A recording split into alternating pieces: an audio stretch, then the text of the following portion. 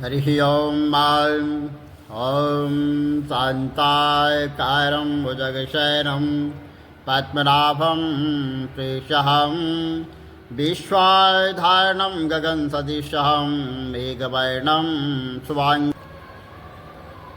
कामदा एकादशी व्रत चैत्र मास शुक्ल पक्ष। युधिष्ठिर बोले, हे वासुदेव, आपको नमस्कार है।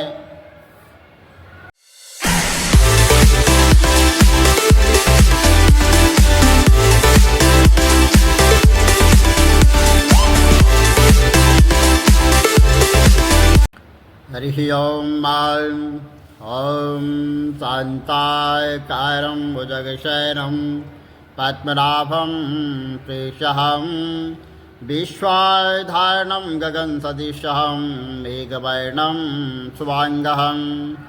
लक्ष्मीकान्तं कमलनयनं योगविद्यानगम्भिं वन्दे विष्णुवैव्रहणं सर्वलोकैकनाथनं। पापोऽहं पापकर्णाहं पापास्तं पापसंभवें त्रायमां पार्वती नाथे सर्वपापहरो भवं। कृष्णाय वासुदेवाय हरे परमात्मने अनन्तक्लेशनाशाय गोविन्दाय नमो नमः। लक्ष्मीनारायण भगवान की जय। बांके बिहारी लाल की जय। एकादशी व्रत कथा। कामदा एकादशी व्रत चैत्र मास शुक्ल पक्ष। युधिष्ठिर बोले, हे वासुदेव, आपको नमस्कार है। आप मुझसे कहिए कि चैत्र शुक्ल पक्ष में एकादशी का क्या नाम है। तो भगवान श्री कृष्ण बोले कि हे राजन, इस प्राचीन कथा को एकाग्र मन से सुनो, जिसको महाराज दिलीप के प्रश्न करने पर वशिष्ठ जी ने कहा और दिलीप बोले कि हे भगवान, चैत्र शुक्ल पक्ष में किस नाम की एकादशी होती है। तो वशिष्ठ जी बोले कि हे नृपश्रेष्ठ, आपने उत्तम प्रश्न किया है। चैत्र के शुक्ल पक्ष में कामदा नाम की एकादशी होती है और वह पवित्र एकादशी पाप रूपी ईंधन को भस्म करने के लिए दानव नल की तरह इस तरह है। हे राजन, पापों को नाश करने वाली और पुण्य को बढ़ाने वाली इस कथा को सुनो। प्राचीन समय में सुवर्ण और रत्नों से सुशोभित रतनपुर नाम के नगर में मंदोमत, पुंडरीक आदि नाग निवास करते थे। गंधर्व, किन्नर और अप्सरा राजा पुंडरीक का सेवन करते थे। वहाँ ललिता नाम की सुंदर अप्सरा और ललित नाम का गंधर्व रहता था। वे दोनों स्त्री पुरुष प्रेम से युक्त और धन धान्य से भरे हुए अपने घर में सदा क्रीड़ा करते रहते थे। ललिता के हृदय में सदा उसका पति वसता था। पति के हृदय में सदा ललिता स्त्री वहाँ निवास करती थी। एक समय सभा में पुंडरीक आदि गंधर्व क्रीड़ा कर रहे थे और स्त्री रहित ललित गंधर्व गान कर रहा था। वहाँ ललिता की याद करता हुआ बेसुरा गाने लगा। उसके पद ठीक ताल पर विश्राम नहीं लेते थे। और करकोट नाग इस भेद को जान गया। उसने पुंडरीक नाग से जाकर सब वृत्तांत कह सुनाया। क्रोध में पुंडरीक की आंखें लाल हो गई। उसने कामातुर हुए ललित को शाप दे दिया कि हे द्रौपदी, तू मनुष्य को खाने वाला राक्षस हो जा, क्योंकि तू मेरे सामने गान करता हुआ स्त्री के बस में हो गया। हे राजेंद्र, उसके वचन से वह राक्षस रूप हो गया। उसके भयंकर मुख और बुरे नेत्रों को देखने से डर लगता था।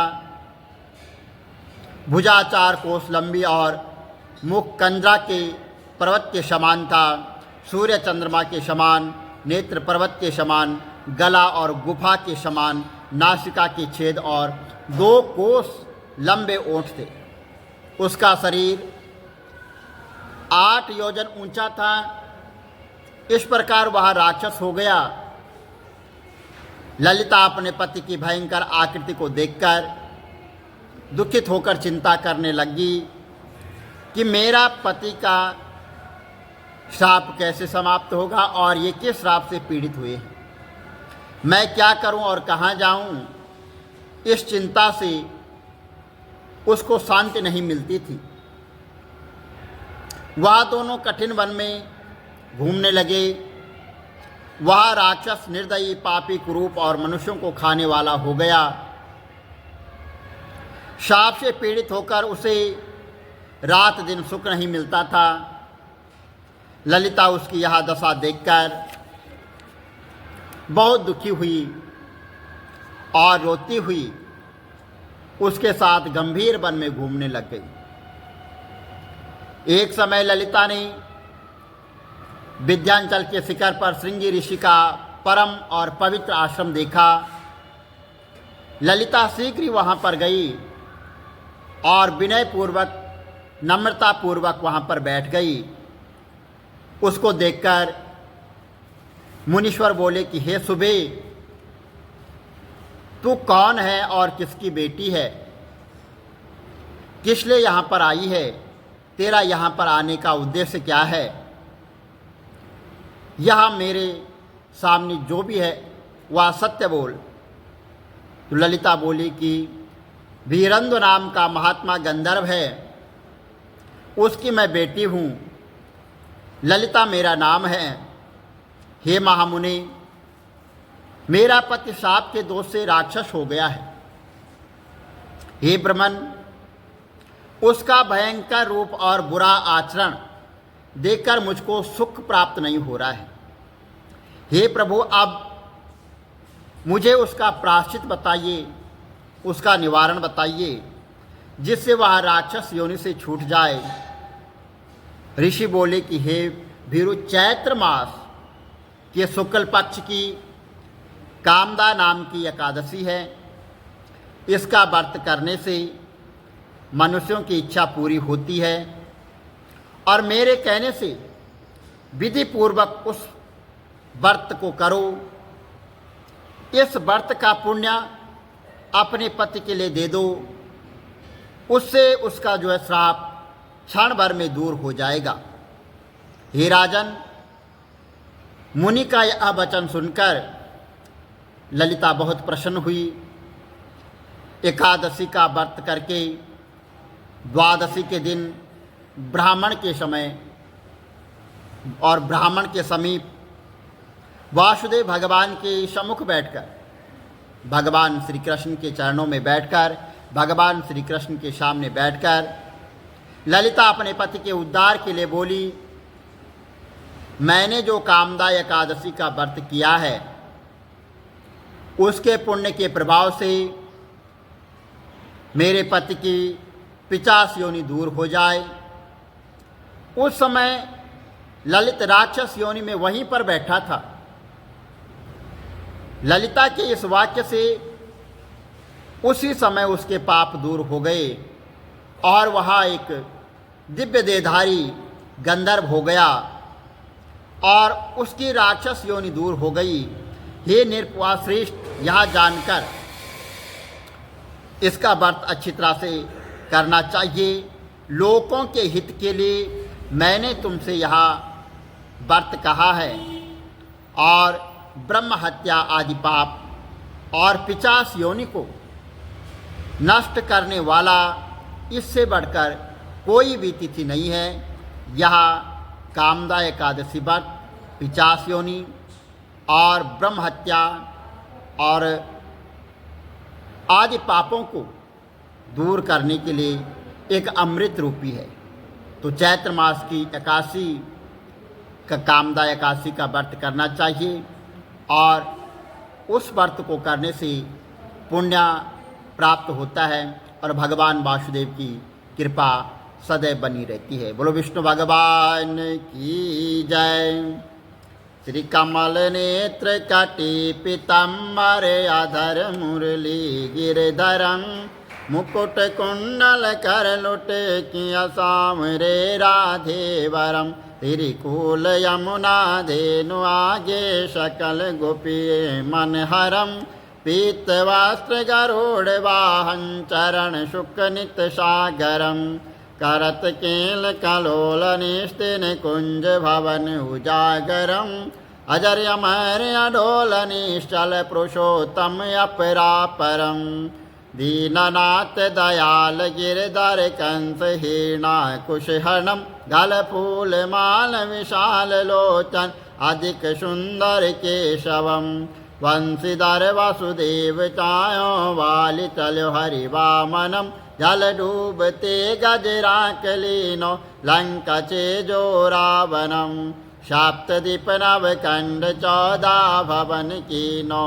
एक पदम द्रौपदी के लाज राखे कहाँ लोपमा करम दीननाथ दयाल पूरण करुणमय करुणाकरम कविदत्त दास विलास निस्तिन्नाम जप नित नागरम प्रथम गुरु के चरण बंदो यश ज्ञान प्रकाशितम आदि विष्णु जुगादि ब्रह्मा सेवते शिव शंकरम श्री कृष्ण केशव कृष्ण केशव कृष्ण यदुपति केशवम श्री राम रघुवर राम रघुवर राम रघुवर राघवम श्री राम कृष्ण गोविंद माधव वासुदेव श्री वामनम मत्स्य कच्छवाराह नरसिंह पाई रघुपति पावनम मथुरा में केशव ब्राजे गोकुल बाल मुकंद जी श्री वृंदावन में मदन मोहन गोपीनाथ गोविंद जी धन्य मथुरा धन्य गोकुल जहाँ श्रीपति अवतारे धन्य यमुना नीर निर्मल ग्वाल बाल शकावरे नवनीत नागर कृत निरंतर शिवितर मन मोहितम कालानि तट करत्र क्रीडा बाल अद्भुत सुंदरम ग्वाल बाल शव शक विराजे संग राजे भामिनी वंशी वट दट निकट यमुना मूल किटेर सुहावनी भजराज वेश रघुवंश उत्तम परम राजकुमार जी सीता के पति भक्तन के गति जगत प्राण आधार जी जनक राजा पनक राके धनुष बाण चढ़ावहीं सती सीता नाम जाके श्री रामचंद्र प्रणामहि जन्म मथुरा केल गोकुल नंद के हृदय नंदनम